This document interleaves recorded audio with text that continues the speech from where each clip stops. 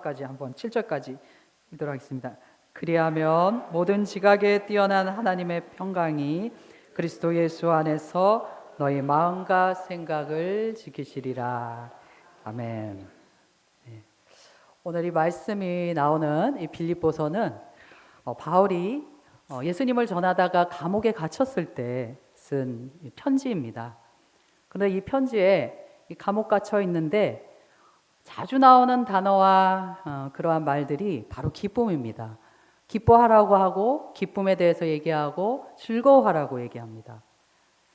자, 오늘 왜 이 기쁨이란 단어가 바울이 감옥 중에서 이렇게 많이 쓰이고 있는지 저는 그리고 아마 여러분들은 이 기쁨에 대해서 궁금하실 것이라고 생각됩니다. 우리 예수님을 믿는 사람들이 왜 감옥 중에서도 이 세상 가운데서도 기뻐할 수 있는지가 저는 궁금했고 오늘 여러분과 함께 이 말씀을 나누고자 합니다. 첫 번째로 이 말씀을 읽어보면 기쁨은 우선 믿음의 열매라는 것을 알 수 있습니다. 이 그리스도인의 기쁨은 세상의 기쁨과는 다릅니다. 세상은 배를 위한 기쁨입니다. 배가 부르면 기쁘죠. 몸이 편하고 즐거우면 기쁩니다. 따뜻하고 행복하면 기쁩니다. 돈을 갖게 되거나 명예나 권세, 인기 여러 가지 것들을 누리게 되면 우리의 몸은 기쁘게 됩니다. 승리를 거두었을 때, 원하는 것을 얻었을 때도 기쁠 것입니다. 아름다운 것을 보았을 때, 멋진 것 보았을 때, 좋아하는 사람 보았을 때도 역시 기쁩니다. 하지만 이러한 기쁨은 세상이 주는 기쁨, 세상의 기쁨으로 예수님을 믿는 그리스도인의 기쁨과는 다릅니다. 오래 지속될 수 없고 찰나로 끝나는 기쁨입니다. 곧 사라지게 되고 계속해서 갈구하지만 그것을 영원히 느낄 수는 없습니다. 충만하지 않습니다. 오히려 두려움과 공포, 사라지게 될 걱정과 근심, 슬픔과 우울에 빠지기도 합니다. 그래서 오늘 말씀 가운데 우리가 또 바울이 쓴 다른 갈라디아서 이 말씀 가운데 이 기쁨은 성령의 열매라고 분명히 나옵니다. 희락이라고 나오는 이 기쁨, 화평, 오래 참음, 인내, 양성, 충성 이 모든 것은 우리가 예수 그리스도를 믿음으로 성령님께서 부어주시는 성령의 열매로서 우리에게 주어지는 것입니다. 예수님을 믿고 성령으로 거듭난 우리만이 누릴 수 있는 그러한 기쁨입니다. 하나님을 믿지 않는 사람들이 이러한 기쁨을 누릴 수 있는 건 불가능합니다. 믿음이 있지 않는 곳에서는 하나님에 대한 두려움만 가득하기 때문입니다. 하나님을 생각하기만 하고 이름만 불러도 그들의 마음에는 두려움이, 공포가, 우울이 가득합니다. 오히려 하나님에 대한 적대감, 미움, 두려움 가득합니다. 기쁨은커녕 이 믿음 없는 그들의 양심 가운데 이러한 기쁨은 가책을 가지고 은혜로우신 하나님, 사랑이 많으신 하나님, 자비로우신 하나님을 믿지 못하게 됩니다. 누구나 우리 인간은 우리 마음의 죄를 깨달으면 죄책감을 느끼고 고통스럽고 하나님의 처벌에 대한 그러한 놀람과 낙담에 빠질 수밖에 없습니다. 하지만 기쁨은 믿음 안에서 은혜로운 하나님이 나와 함께 하시고 나를 구원하시고 나를 의롭게 만드시고 나의 악한 양심을 깨끗해 하셨다라는 이 믿음으로 이 기쁨이 열매로 오는 것입니다. 다시 말해서 이 기쁨은 참된 믿음에서 나옵니다. 믿음은 우리의 영혼뿐만 아니라 우리의 육신도 변화시킵니다. 우리의 육신, 혀를 그리고 우리의 몸까지도 기쁘게 합니다. 말씀에 누가복음 1장에 보면 마리아와 엘리사벳이 나옵니다. 그 두 여자는 사촌 관계입니다. 똑같이 잉태를 합니다. 천사가 마리아에게 예수님을 잉태할 것이라 알립니다. 마리아는 곧 엘리사벳을 찾아갑니다. 이미 엘리사벳은 세례 요한을 잉태할 것이라는 것을 듣고 알고 있습니다. 그들은 서로의 기적을 확인하며 하나님께 큰 영광을 돌립니다. 찬양합니다. 엘리사벳은 성령님께 감동되어 마리아를 여자 중에 가장 복된 자구나 라고 얘기합니다. 그리고 마리아는 내 주여 내가 나의 영혼이 주님을 찬양합니다 라고 찬양을 합니다. 엘리사벳이 잉태한 세례 요한은 예수님이 갈 길을 준비하는 자입니다. 마리아가 잉태한 예수님을 모든 인류를 구원한 구세주십니다. 하나님의 이 놀라운 큰 계획이 서로 맞물려 놀라운 영광의 순간을 이룹니다. 이 과정 가운데 그들의 믿음이 얼마나 그들을 기쁘게 했는지를 알 수 있습니다. 물론 엘리사벳은 이전부터 경건한 사람이었습니다. 신실한 사람이었습니다. 하나님을 잘 믿는 사람이었습니다. 그러나 마리아가 하나님의 어머니임을 믿고 나서야 그에게는 참된 기쁨을 갖게 된 것입니다. 그녀는 육신의 눈으로는 볼 수 없는 것을 보게 됩니다. 마리아가 하나님의 어머니구나 라는 것을 믿음을 통해서야 이제서 보게 됩니다. 그래서 내 주의 어머니가 내게 나아오니 이 어찌된 일인가? 어찌 이게 나에게 이렇게 영광스러운 일인가? 라는 믿음의 고백, 눈과 귀로 보는 그러한 기적을 느끼게 됩니다. 바로 이 엘리사벳의 고백은 그 전의 고백과는 완전히 다른 마음속에 믿은 그 주님의 말씀, 그 말씀으로 얻게 된 놀라운 기쁨이었습니다. 사랑하는 성도 여러분, 우리 사람의 마음을 기쁘게 만든 것이 이러한 행위가 아닙니다. 바로 오직 믿음임을 아시길 바랍니다. 행위는 마음을 기쁘게 하지 못합니다. 이런 믿음만이 할 수 있습니다. 믿음이 기뻐하면 말씀 가운데, 그 가운데 구원받은 나의 그 고백 가운데 늘 기쁨 가운데 살게 됩니다. 영적인 시련이 아무리 크다 할지라도 주님께서 주시는 그 단 한 분의 그 믿음으로 어떠한 시련도 이겨낼 수가 있습니다. 이러한 참된 믿음의 강한 역사 가운데 살아가시기를 간절히 소망합니다. 두 번째로 우리는 그저 주님 안에 있기 때문에 기뻐할 수 있습니다. 오늘 말씀 주님 안에서 기뻐하라 라고 한 말이 바로 그 뜻입니다. 하나님과 그분의 사랑 안에서 완전히 기뻐하며 완전히 신뢰하는 것, 바로 주님 안에서 기뻐하는 것입니다. 주님을 은혜로는 나의 부모, 나의 아버지로 믿고 찬양하고 자랑하면 되는 것입니다.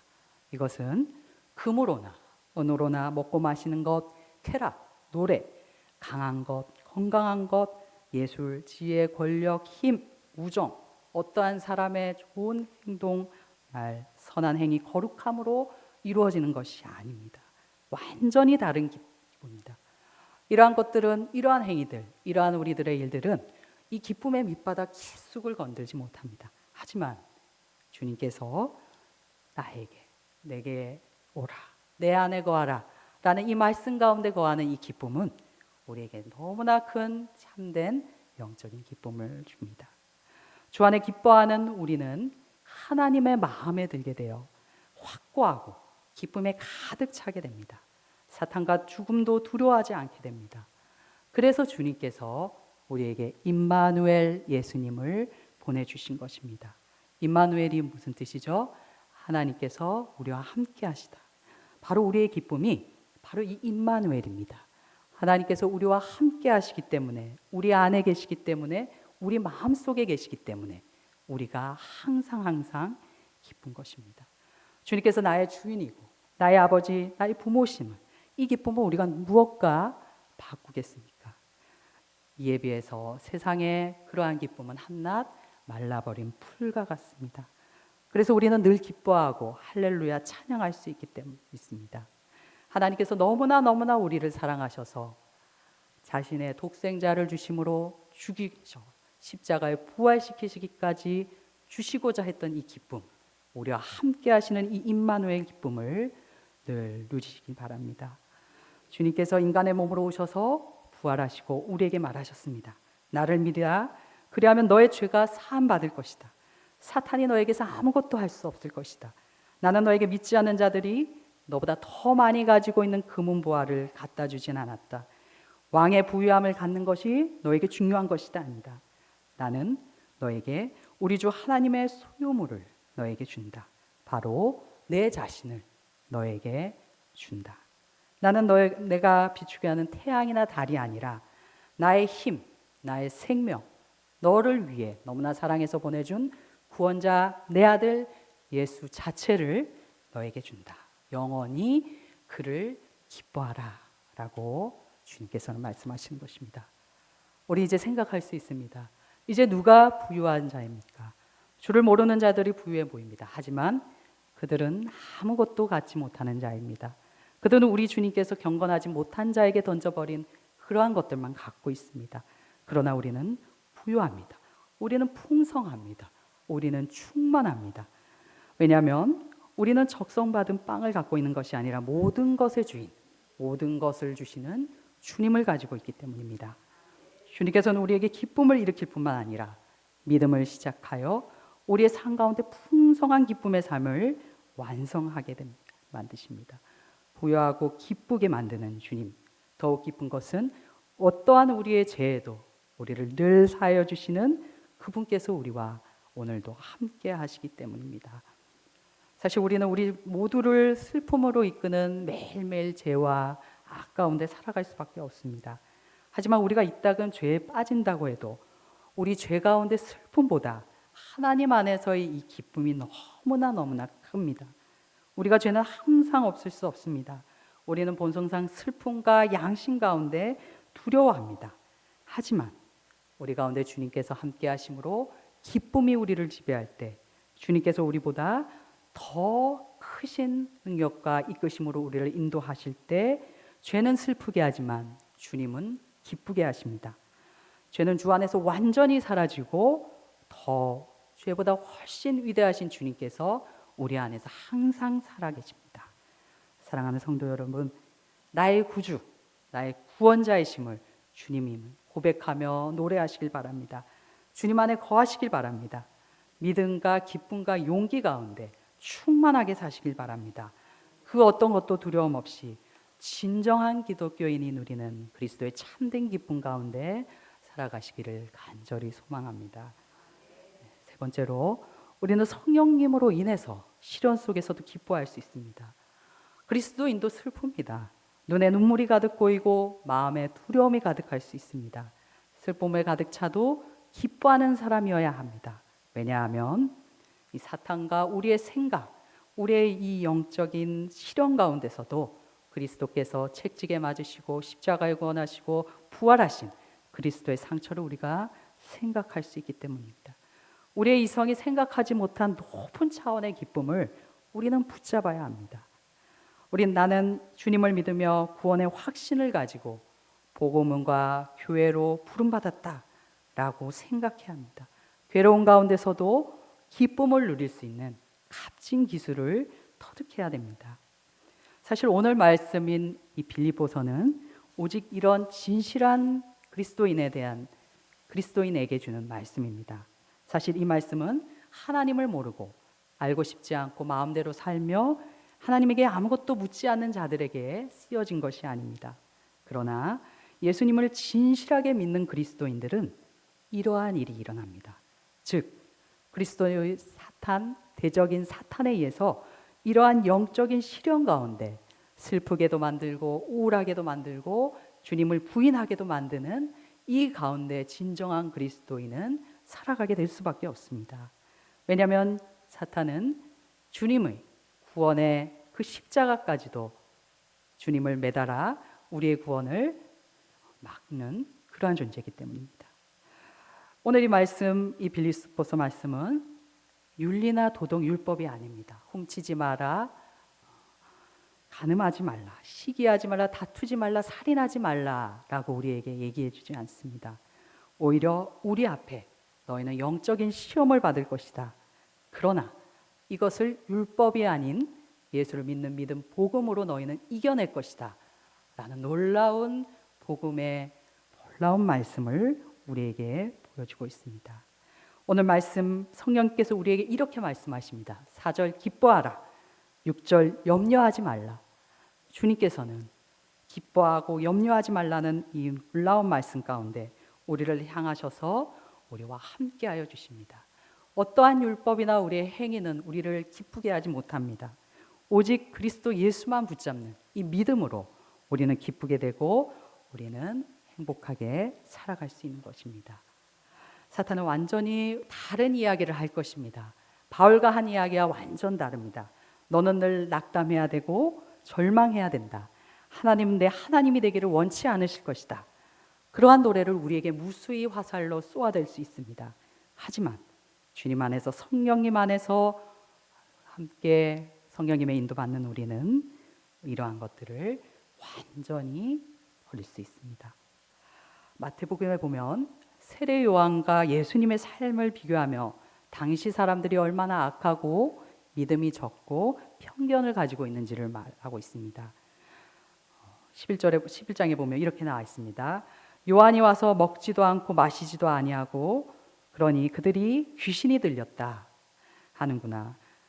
인자는 와서 먹고 마시는 말하기를 보라, 먹기를 탐하고 포도주를 즐기고 세리와 죄인의 친구로다 라고 얘기합니다. 사탄은 이렇게 항시 완전히 다른 이야기를 주님에 대해 우리에게 불러넣습니다. 요한은 마시지도 않고 먹지도 않고 금욕적인 삶 때문에 귀신이 들렸다고 비난을 받습니다. 하지만 예수님은 사람들과 함께 먹고 마시는 때문에 먹기를 탐하고 포도주를 즐기고 세리와 죄인의 친구라는 그들의 비아냥을 들어야 됐습니다. 이렇게 사탄은 잠시 우리가 놓아버리면 그들의 마음에 독이 있는 생각을 막 집어넣습니다. 사람들이 하나님에 대해서 내키지 않고 화가 나는 그러한 생각들을 집어넣어 우리를 슬프게 만듭니다. 하지만 오늘 성령님께서는 너희들은 기뻐하는 자임을 기억하라 라고 위로해 주십니다. 주님께서도 너희는 마음에 근심하지 말라, 하나님을 믿으라, 또 나를 믿으라 하시며 항상 기뻐하라고 말씀합니다. 물론 우리도 세상 사람들과 같이 같은 그러한 모든 것들을 누리며 살아갑니다. 하지만 사단은 더욱더 우리를 이 기쁨을 빼앗아 가려고 합니다. 그렇기 때문에 우리는 주님 안에서 성령님의 힘 가운데 기뻐해야 합니다. 시련 가운데 사탄이 마음이 흔들지라도 기쁨을 뺏기지 않는 그러한 믿음을 가져야 합니다. 물론 우리에게도 시련이 있습니다. 오늘 바울은 그리스도인들이 항상 웃음과 기쁨 가운데만 있다는 것을 아님을 고백합니다. 주님께서도 요한복음에 이렇게 십자가로 가시기 전 제자들에게 이야기하셨습니다. 내가 진실로 너희에게 이르노니 너희는 곡하고 애통하겠으나 세상은 기뻐하리라. 너희는 근심하겠으나 너희 근심이 도리어 기쁨이 되리라. 지금 너희가 근심하나 내가 다시 너희를 보리니 너희 마음이 기쁠 것이요 너희 기쁨을 빼앗을 자가 없으리라. 제자들은 예수님 죽음으로 슬퍼하고 애통해할 것입니다. 하지만 부활로 인해 그 슬픔이 기쁨으로 바뀔 것입니다. 그 기쁨이 영원해서 누구에게도 빼앗기지 않을 것입니다. 그리고 주님께서 이렇게 말씀하십니다. 그날에는 너희가 아무것도 내게 묻지 아니하리라. 내가 진실로 진실로 너희에게 이르노니 너희가 무엇이든지 아버지께 구하는 것을 내 이름으로 주시리라. 지금까지는 너희가 내 이름으로 아무것도 구하지 아니하였으나 구하라 그리하면 받으리니 너희 기쁨이 충만하리라. 아멘. 그렇습니다. 기뻐하는 자만이 복을 받습니다. 구하는 것을 받게 됩니다. 복을 받아서 기뻐하는 것이 아닙니다. 하나님 안에서 기뻐할 때 우리는 구하면 모든 것을 주신다는 그러한 놀라운 축복을 우리는 받게 되는 것입니다. 예수님은 부활 후에 제자들에게 직접 그분에게 묻지 않고 이제는 내 이름으로 너희가 구하는 무엇이든 너희를 충만한 기쁨 가운데 주겠다라고 말씀해 주셨습니다. 바로 우리도 마찬가지입니다. 주님 안에서 구하십시오. 주님 안에서 축복을 누리십시오. 놀라운 기쁨 가운데 주님과 함께 하십시오. 우리의 길 가운데 고난이 있을지라도 결국 하나님의 약속은 놀라운 기쁨으로 이어진다는 것을 믿으시길 바랍니다. 이렇게 주님께서 말씀하신 이 내 이름으로 구하라는 이 말씀, 우리의 기쁨이 얼마나 복됨인지를 누구도 뺏을 수 없는지를 알 수 있습니다. 혹시 근심이, 걱정이 있으시다면 흔들리지 않은 기쁨 가운데 더 놀라운 큰 기쁨으로 이 근심을 만드실 주님을 찬양하시길 바랍니다. 마지막 네 번째입니다. 우리는 그럼에도 기뻐할 수 있습니다. 사실 오늘 어쩌면 우리는 이렇게 물을 수도 있습니다. 이 바울은 감옥 중에 있었습니다. 그리고 우리 성경을 이렇게 읽다 보면 바울이 얼마나 자신이 연약함이 고백하고 있는지를 알 수 있습니다. 나는 약하고 두려워하고 힘이 떨고 밖으로는 다툼, 안으로는 두려움에 우겨쌈을 당해 나는 어찌해야 할 바를 모르겠다라고 여러 번 고백합니다. 이렇게 바울은 슬픔, 우울, 모든 근심 가운데 고함을 지르고 있습니다. 그러나 우리에게 기뻐하라고 합니다. 어떻게 우리가 이 삶의 많은 전쟁 가운데, 이 영적 시련 가운데 우리가 늘 기뻐할 수 있는 것입니까? 우리가 어떻게 기뻐할 수 있습니까? 우리 생각으로는 기뻐할 수 없습니다. 그러나 주님께서는 말씀하십니다. 나의 마음은 온유하고 겸손하니 나의 멍에를 메고 내게 배우라. 너의 마음을 쉬게 하여 주겠다. 내 멍에는 그 무엇과 달리 가볍고 내 짐이 가볍다. 모든 것을 아시는 주님의 평강이 그럼에도 불구하고 계속 나에게 기쁨을 이어주시는 것입니다. 주님 안에서 사실 기쁨과 슬픔은 하나입니다. 주님 안에서가 아니면 기쁨은 없습니다. 사탄은 우리의 모든 것을 번뇌하게 만듭니다. 슬프게 만듭니다. 뺏으려고 합니다. 하지만 우리는 주님 안에서, 그럼에도 주의 나라 안에서 우리가 이 땅에서 살아가기에 그럼에도 기뻐할 수 있는 것입니다. 바울은 오늘 말씀 뒤에 이렇게 이어집니다. 아무것도 염려하지 말고 다만 모든 일에 기도와 간구로 너희 구할 것을 감사함으로 하나님께 아뢰라. 그리하면 모든 지각에 뛰어난 하나님의 평강이 너의 마음을 지킬 것이다 라고 말합니다. 우리는 도저히 생각할 수 없는 그 놀라운 평강, 주님의 그 놀라운 지각 안에 우리가 생각할 수 없는 그러한 기쁨, 그것을 우리는 누리게 됩니다. 사랑하는 성도 여러분, 세상이 주는 당연한 기쁨, 그냥 얻는 기쁨, 이것과 그럼에도 기뻐하는 이 기쁨을 구별하시기 바랍니다. 우리 생각을 따르면 나는 두렵습니다. 나는 지치고 망하고 모든 것이 잘못될 것이라 생각해도 주님께서는 이렇게 얘기합니다. 하나님은 나를 원하실까? 나는 이 곳 가운데, 이 공동체 가운데, 교회 가운데, 그리고 주님의 나라 가운데 정말 들어있는 것일까? 왜 다른 사람은 더욱 기뻐 보이고 나의 마음은 슬픔으로 있을까? 왜 그들에게는 넉넉하지만 하나님께서는 나와 함께 계시지 않는가? 이럴 가운데 이러한 것에 속지 마시고 바울처럼 이렇게 얘기를 하십시오. 당신이 평안을 갖고자 한다면 바로 우리의 생각을 뛰어넘어 하나님의 놀라운 평안을 누려야 됨을 꼭 아시기 바랍니다. 나를 위해 주시고 나의 구원의 근거가 되신 주님을 붙잡으시기 때문에, 그리고 이렇게 외치시길 바랍니다. 저는 그분을 믿습니다. 그분에게서 일어나는 일이 저에게도 일어납니다. 저는 종종 공경에 빠지지만 죽지는 않을 것입니다. 왜냐하면 주님의 상처를 기억하기 때문입니다. 라며 주님과 함께 하시기 바랍니다. 그러면 주님께서 우리에게 높은 기쁨을, 풍만한 기쁨을 주실 것입니다. 우리의 슬픔을 십자가에 마주하십시오. 화살을 쏘아대는 그 사탄에 맞으십시오. 번민 가운데도 기뻐하십시오. 환난 중에도 즐거워하십시오.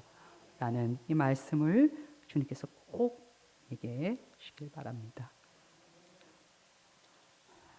사랑하는 성도 여러분, 우리가 살아가면서 여러 가지 슬픔과 기쁨이 있을 줄 믿습니다. 하지만 이를 슬픔 가운데 직면했을 때 주님만을 생각하시길 바랍니다. 두려움이 있더라도 오직 주 안에서 기뻐하시길 바랍니다. 그런 분을 주님께서 가까이 하십니다. 이웃들에게 친절하고 관용을 베푸시기 바랍니다. 주님께서 더욱 가까이 하실 것입니다. 오직 아무것도 염려하지 말고 모든 일을 구하십시오. 주님께서 기쁨 가운데 주실 것입니다. 복으로 채워주실 것입니다. 주님이 주신 그 큰 복이 기뻐하는 자가 누려야 할 특권입니다. 무엇이든 구하십시오. 충만하십시오.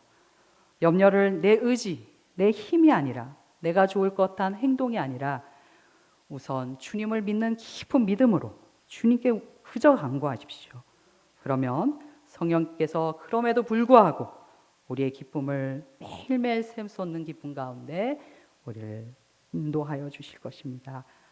사랑하는 성도 여러분, 한 주간도 나를 가장 잘 아시는, 모든 것을 아시는 주님께 나를 맡기시어 매일매일 기쁨이 넘치시고 매일매일 평안이 넘치시는 복된 한 주 되시기를 간절히 축복합니다.